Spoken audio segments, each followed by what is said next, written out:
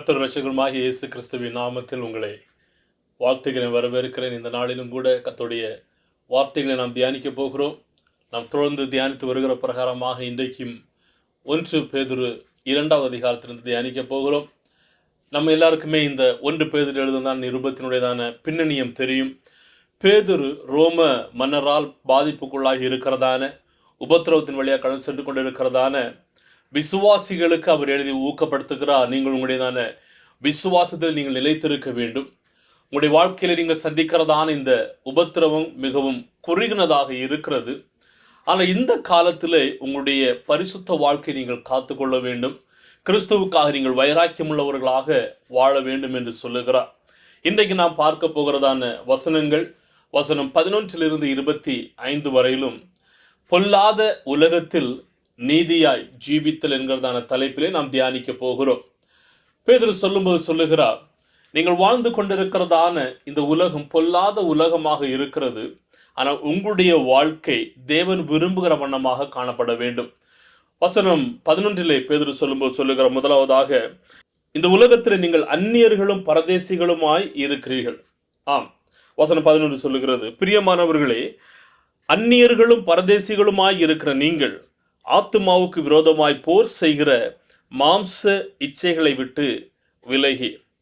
பேதுரு மிகவும் தெளிவாக இந்த விசுவாசிகளுக்கு சொல்லுகிறார், நீங்கள் இந்த உலகத்திலே பரிசுத்தமாக ஜீவிக்க வேண்டியது அவசியம். என்ற நம்மை அழைத்ததான தேவன் அவர் பரிசுத்தத்திற்கு என்று சொல்லி அழைத்திருக்கிறார். இந்த உலகத்தில் நாம் வாழ்கிறதான இந்த உலகம் ஒரு பொல்லாங்கினால் நிறைந்ததான உலகம். அநேக விதமான பொல்லாங்குகள் காணப்படுகிறது. ஆனால் நீங்களும் நானும் தேவனுக்கு ஏற்றாற் போல வாழ வேண்டும். ஏன், இந்த உலகத்தில் நாம் வாழ்கிறதான இந்த வாழ்க்கை ஒரு தற்காலிகமான வாழ்க்கை. நாம் யார்? அந்நியர்களும் பரதேசிகளுமாக இருக்கிறோம். அந்நியர்கள் என்று சொன்னால் நாம் இந்த இடத்திற்கு சொந்தமானவர்கள் அல்ல, நாம் வேற எங்கேயோ சொந்தமானவர்களாக இருக்கிறோம். பரதேசிகள் என்று சொன்னால் நாம் இந்த இடத்திலே கொஞ்ச காலம் மாத்திரமே இருந்து நாம் கடந்து செல்லுகிறவர்கள். அப்படியானால் நாம் நம்முடைய குடியிருப்பு பரலோகத்திலாக இருக்கிறது. எனவேதான் பவுல் சொல்லும்போது தெளிவாக சொல்லுவார், பிலிப்பியர் 3:20 சொல்லுகிறார், நம்முடைய குடியிருப்போ பரலோகத்தில் இருக்கிறது, அங்கே இருந்து கர்த்தராகிய இயேசு கிறிஸ்து எனும் இரட்சகர் வர எதிர்நோக்கி காத்திருக்கிறோம். ஆம் பிரியமானவர்களே, நமக்கு நிரந்தரமான இடம், நம்முடைய குடியிருப்பு பரலோகமாக காணப்படுகிறது. எனவே இந்த உலகத்திலே நாம் வாழுகிறதான வாழ்க்கை ஒரு அந்நியர்களும் பரதேசிகளுமாக இருக்கிறோம். அதோடு கூட பேதுரு சொல்லும்போது சொல்லுகிறார், கடைசி பகுதியிலே இந்த உலகத்திலே நீங்கள் மாம்ச இச்சைகளை விட்டு விலகி இருக்க வேண்டும் என்று சொல்லி. ஆம், ஒரு கிறிஸ்துவுடைய வாழ்க்கையிலே மிகவும் நெருங்கி வருகிறதான ஒரு பாவங்களில் ஒன்று இந்த இச்சைகளாக காணப்படுகிறது. பேதுரு சொல்லுகிறார், அவைகளை விட்டு விலகி ஓட வேண்டும். அருமையான தேவ ஜனங்களே, நம்முடைய வாழ்க்கையிலே பலவிதமான சோதனைகள், பலவிதமான இச்சைகள் மேற்கொள்ள வருகிறதான போது நாம் என்ன செய்ய வேண்டும்? விலகி ஓடுகிறவர்களாக காணப்பட வேண்டும். கலாத்தியர் 5:17 பவுல் சொல்லுகிறார், மாம்சம் ஆவிக்கு விரோதமாகவும் ஆவி மாம்சத்துக்கு விரோதமாகவும் இச்சிக்கிறது. நீங்கள் செய்ய வேண்டும் என்றிருக்கிறவைகளை செய்யாத படிக்கு இவைகள் ஒன்றுக்கொன்று விரோதமாய் இருக்கிறது. யாக்கோபு 4:4 சொல்லுகிறது, உலக சிநேகம் தேவனுக்கு விரோதமான பகை என்று அறியீர்களா? ஆகையால் உலகத்துக்கு சிநேகிதராய் இருக்க விரும்புகிறவன் தேவனுக்கு பகைஞனாய் இருக்கிறான். பிரியமான தேவ ஜனங்களே, நம்முடைய வாழ்க்கையிலே காணப்படுகிறதான சிலவிதமான நன்மைகள் என்று நமக்கு தோன்றுகிறது தேவனுக்கு எதிராக காணப்படுகிறது, தேவன் விரும்பாத ஒன்றாக இருக்கிறது. எனவே நாம் என்ன செய்ய வேண்டும்? தேவையில்லாத காரியங்களை விட்டுவிட்டு தேவன் வைத்திருக்கிறதான அந்த நேர்கோட்டை நோக்கி ஓட வேண்டியது அவசியம். நம்ம எல்லாருக்குமே கடலிலே சென்று கொண்டிருக்கிறதான கப்பல்களை நாம் பார்த்திருப்போம். அந்த கடல் மிகவும் விசாலமான ஒரு கடலாக இருக்கிறது. அதில் செல்லுகிறதான அந்த படகு மிகவும் பத்திரமாகவும் பாதுகாப்பாகவும் போக வேண்டிய இடத்திற்கு கடந்து செல்லுகிறதாக இருக்கிறது. ஆனால் ஒருவேளை அந்த கப்பலுக்குள்ளதாக கடல் கடந்து வந்தால், அதாவது அந்த கடலினுடைய தண்ணிகள் கப்பலுக்குள்ளதாக கடந்து வந்தால் அது கொஞ்சம் கொஞ்சமாக மூழ்க ஆரம்பிக்கும். அதே போலதான் நம்முடைய வாழ்க்கை. நாம் வாழ்கிறதான இந்த வாழ்க்கை உலகத்தோடு கூட காணப்படுகிறது. ஆனால் எப்போது உலகத்தை நாம் நமக்குள்ளதாக வரவழைக்கிறோமோ, அப்படி வரவழைக்கிறதான போது நம்முடைய வாழ்க்கையும் கொஞ்சம் கொஞ்சமாக மூழ்கி நாற்றம் எடுத்து அது உடைகிறதாக காணப்படும். எனவே அவைகளை நாம் விட்டு விலகி ஓட வேண்டியது அவசியம். நம்முடைய இருதயத்தை நாம் காத்துக்கொள்ள வேண்டியது அவசியம். நாம் தேவனுக்கேற்றதான அந்த சிந்தனையிலே நாம் வாழ வேண்டியது மிகவும் அவசியமானதாக இருக்கிறது. என்று சொன்னால் நாம் இந்த கிறிஸ்துவை பிரதிபலிக்கிறவர்களாக காணப்படுகிறோம். வசனம் 12-17 வரையிலும் பேதுரு சொல்லும்போது சொல்லுகிறார், நீங்கள் இந்த விசுவாசி அல்லாதவர்கள் மத்தியிலே வாழ்ந்து கொண்டிருக்கிறீர்கள், எனவே நீங்கள் நல் நடத்தையை நீங்கள் காத்துக்கொள்ள வேண்டும். வசனம் 12 சொல்லுகிறது, புறஜாதியார்கள் உங்களை அக்கிரமக்காரர் என்று விரோதமாய் பேசும் விஷயத்தில் அவர்கள் உங்கள் நற்கிரியைகளை கண்டு அவற்று நிமித்தம் சந்திப்பின் நாளிலே தேவனை மகிமைப்படுத்தும்படிக்கு நீங்கள் அவர்களுக்குள்ளே நல் நடக்கை உள்ளவர்களாய் நடந்து கொள்ளுங்கள் என்று உங்களுக்கு புத்தி சொல்லுகிறேன். பேதுரு சொல்லும்போது சொல்லுகிறார், இந்த உலகத்தை நீங்கள் பாடுகளை சந்திக்கிறீர்கள், வேதனைகளை சந்திக்கிறீர்கள். இந்த நிலையிலே நீங்கள் தேவனை விட்டு விலகி சொல்லக்கூடாது. நீங்கள் செய்கிறதான நற்கிரியைகள், உங்களுடைய விசுவாச ஓட்டத்தை கிறிஸ்துவை அறியாதவர்கள் பார்த்து அவர்கள் தேவனை மகிமைப்படுத்த வேண்டும் என்று பேதுரு இந்த விசுவாசிகளுக்கு அவர் ஊக்கப்படுத்துகிறார். இன்றைக்கு நம்முடைய வாழ்க்கையிலும் அதேதான். நம் இந்த உலகத்திலே அநேக ஜனங்கள் தேவனை ஏற்றுக்கொள்ளாத ஜனங்கள், தேவனை விரும்பாத ஜனங்கள் அநேக பேர் இந்த உலகத்தில் வாழுகிறார்கள். அவர்களும் வாழ்கிறதா இந்த தேசத்திலே நாம் எப்படி நம்முடைய தேவனை பறைசாற்றுவது, நம்முடைய செய்கைகளிலும் நம்முடைய நடத்தைகளிலும் நம்முடைய நல் நடக்கைகளிலும் தேவனை நாம் பிரியப்படுத்த முடியும். தேவனை அப்படி பிரியப்படுத்தும் போது புறஜாதியாரும் தேவனை அறிந்து கொள்ளுகிறதற்கு வாய்ப்பாக அமையும். மத்தேயு 5:16 இயேசு சொல்லுகிறார், மனுஷர் உங்கள் நற்கிரியைகளை கண்டு பரலோகத்தில் இருக்கிற உங்கள் பிதாவை மகிமைப்படுத்தும்படி உங்கள் விசுவாசம் அவர்கள் முன்பதாக பிரகாசிக்க கடவது. பிரியமானவர்களே, நம்முடையதான விசுவாசம் இந்த உலகத்திலே பிரகாசிக்க வேண்டியது அவசியம். வசனம் 13 அதோடு கூட பேதுரு விட்டுவிடவில்லை. அவர் சொல்லுகிறார், நீங்கள் மனுஷருடைய கட்டளைகள் யாவற்றையும் கர்த்தர் நிமித்தம் கீழ்ப்படிய வேண்டும்.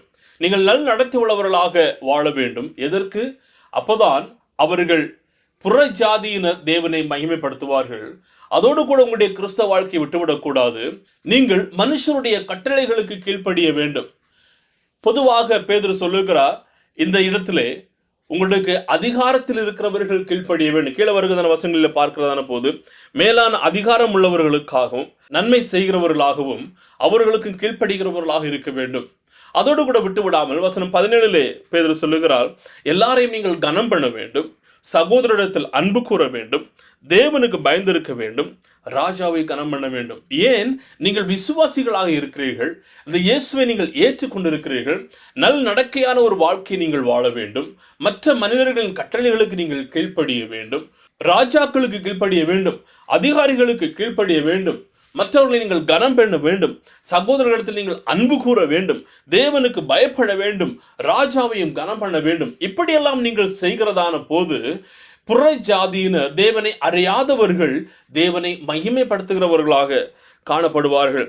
பவுல் சொல்லும்போது சொல்லுகிறார், ரோமர் 13:1-2 வரையிலும், எந்த மனிதர்களும் மேலான அதிகாரத்தில் இருக்கிறவர்களுக்கு அவர்கள் கீழ்ப்படிய வேண்டும். ஏன்?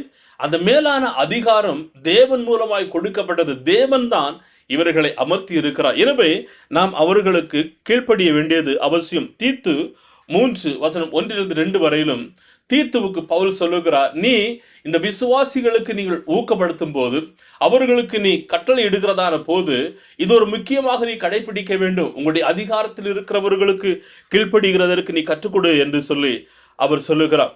அதோடு கூட விட்டுவிடாமல் இயேசு சொல்லுகிறார் பாருங்கள், மத்தேயு 22:21 ராயனுடையதை ராயனுக்கும் தேவனுடையதை தேவனுக்கும் கொடுக்க வேண்டும் என்று சொல்லி.